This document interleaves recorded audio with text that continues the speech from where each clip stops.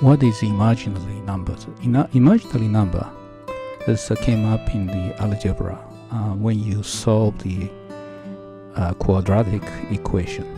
But before that, even square root of -1 is imaginary number. What is it then? Let's look at the overall pictures of the real number. Okay, we learned real number in another video. It's made of two numbers, rational number and the irrational number.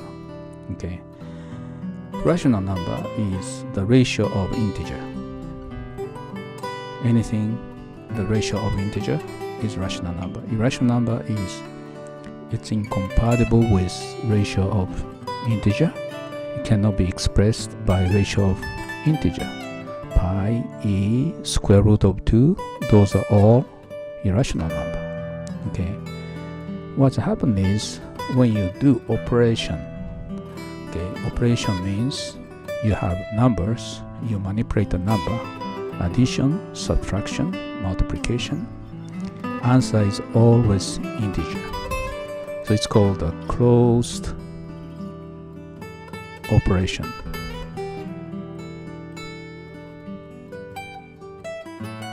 This is the algebra's term. It's called closed operation, means you can find the answer within the set of number you're using it.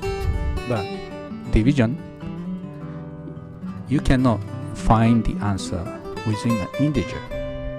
So we introduced rational number. We expanded the set of number, means we increased the domain of number into rational number because of division.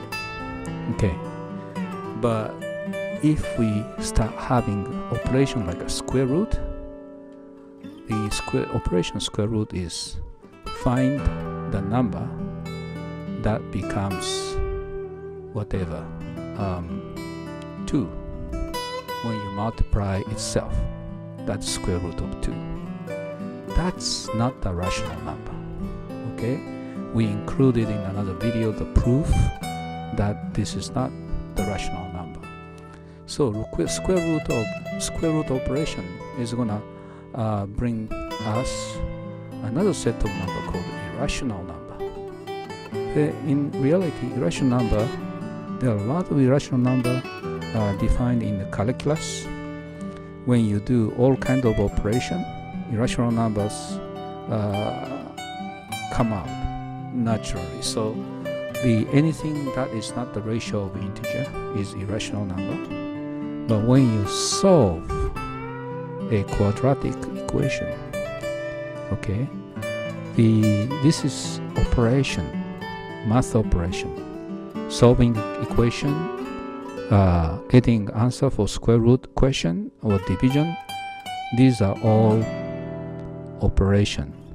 And when you solve a quadratic equation, you encounter imaginary number, which is not the real number.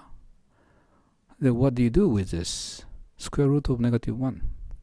Well, it doesn't belong to the the real number domain. So we have to include new number domain called imaginary number. It's not important if there's no application for it. But fortunately or unfortunately, we found a lot of application using this. The imaginary number can create complex number. And complex number happen to be a very good math tool to do a lot of things like electrical engineering. They use this a lot. For circuit analysis, they use J instead of I. You know, engineers want to be a little bit different from others, you know, so they are tacky people. So they use J. It doesn't matter whatever you use. Quadratic equation, when you solve this, what's happened is x is I. So it's not the real number. So it's not closed. Real number is not closed for solving quadratic equation, not closed. To get the answer, you need wider domain of number, which is imaginary number. That's what it is. Okay, so we can the math goes on with a much wider domain of number. For example, vector or matrix and tensor. There are so many new domain of number. It's not, vector is not just simple number, it's a multiple number. Okay, A comma B. A matrix is like you make a square of numbers. So the domain of number increase as you handle more complex math problem. And it's just a natural things that you have an imaginary number. We encounter this when we solved quadratic equation.